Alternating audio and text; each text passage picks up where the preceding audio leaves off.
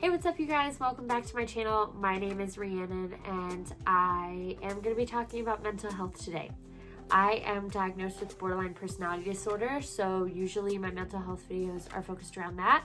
And today I'm going to be talking about some dialectal behavior therapy skills that you can use if you're in a borderline episode. Now, first I want to explain what a borderline episode is. I would say these skills are best used when you're at like a level 8, 9, or 10. So if you think about a scale from 1 to 10, 1 being like you're very calm, you're good, nothing's triggering you, and then 10 being you're in complete fight or flight mode, you're very triggered, you're unable to access the front part of your brain that helps you make rational decisions. I go through this scale pretty much every day. Sometimes I'll be at a 1, sometimes I'll be at like a 5 or a 6 where, I'm agitated and I can use emotional regulation skills, but I'm not necessarily in like crisis mode. A good example of like an 8, 9, or 10 crisis mode for me is if I feel like I'm being abandoned by my partner or if I feel like I'm in trouble. Sometimes if somebody articulates that I've messed up or done something bad, that can send me into like fight or flight mode where I need to protect myself, and that's just from childhood trauma and like unresolved issues. So these are some skills that I've learned to help me get down from an 8, 9, or 10 down to like maybe like a 5 or 6 where I can start to access the front part of my brain that allows me to make rational decisions and act like an adult. These skills I learned in my dialectal behavior therapy program. I want to say it was about 6 months long. I can't remember off the top of my head, but I was in a group program that met every week and we discussed interpersonal skills, emotion regulation skills, distress tolerance skills, which are the skills I'll be talking about today, and mindfulness skills. Okay, so the first skill that I want to talk about is something called TIP. This stands for temperature change, intense exercise, paced breathing. I want to talk specifically about the temperature change one. This is a skill that I've used before and it sounds a little bit crazy, but it really does work. You just want to change the temperature of your body. So usually you do this with something cold. Now keep in mind that it shouldn't be freezing. You don't want to like actually hurt yourself, but for example, if I'm very triggered and very upset, putting cold water on my face, like really cold water, will help. I've actually done this before where I've stopped a conversation and let my partner know, okay, I need to use a skill, I need to do something, and I went into the bathroom and just kept putting cold water on my face. Now that drastic temperature change is going to help like jolt you into a little bit of a more rational mind.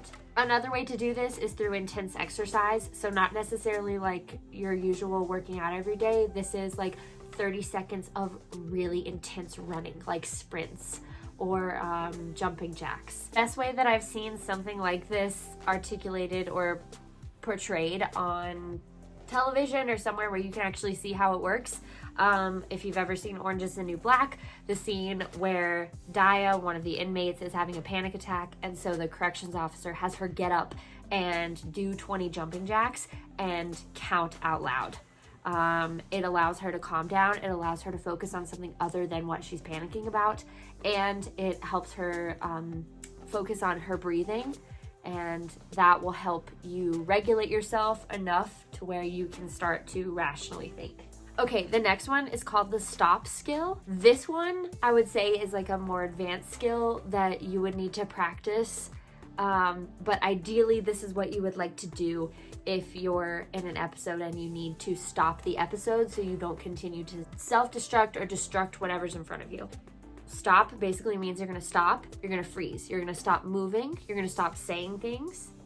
And then once you stop, you're gonna observe. You're not gonna say anything, you're not gonna do anything, you're just gonna look and pay attention to what you see, pay attention to what you can hear, and try to separate what you are feeling from what you're actually seeing and experiencing. With borderline episodes, a lot of what is triggering us might not actually be happening. For example, if I am having an episode and I believe that my partner is trying to gaslight me, but my partner is not actually saying anything that is gaslighting me, observing and stopping allows me to only focus on what is actually factually real happening.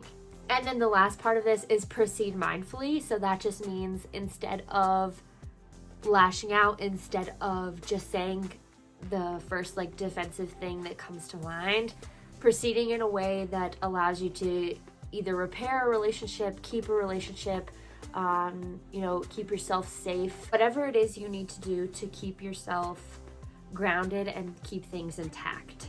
If you're not proceeding mindfully, it could cause relationships to fail. It could cause you to hurt yourself. It could cause you to hurt other people. There's a big array of what could happen. Just making sure that you stop, observe what is actually happening, and give yourself time to proceed in a way that is mature. The next one is a mindfulness skill. Now, this one can be used in any aspect of your life. It doesn't have to be just when you're kind of in distress. You could also use it when you're just chilling. That's not a problem. And it's gonna sound a little silly, but I'm gonna try to explain it. So the goal here is to slow your breathing and slow your thoughts, and focus your mind on, I guess you would say, like peace. I like to use the staircase method. Imagine there's a small version of yourself inside you that is walking down a staircase from your throat down to like your belly button. And you wanna just like slow down, stop what you're doing, and really focus your mind on envisioning that, and slow your breathing as your little tiny person is walking down the spiral staircase inside you. The goal here is to focus on paced breathing, and not like do this, but like slowly breathe. It's also really focusing on like feeling your feet on the ground and feeling like your butt on whatever, like right now I'm on my bed, so really focusing on like how the bed is holding me, and what I'm physically feeling, like the feeling of my pants or like the feeling of my shoes on the floor. Really trying to be in the moment rather than being in whatever thoughts are in your brain and, living in like, oh, what might happen in the future, or what might happen, or what might have happened in the past. Then the next one might be my favorite just because there are tons of ways to do this, but self-soothing while focusing around your senses can help with emotion regulation and distress tolerance.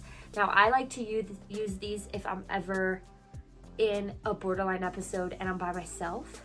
And if I'm being honest, I can kind of give you an example right now. Right before I started to film this video, I got an email that started to make me panic, and there's nothing I can do about it. It's out of my control, but I'm still panicking. And so that's bringing up my distress from like, I was at like a 1 earlier, and now I'm at like a 6.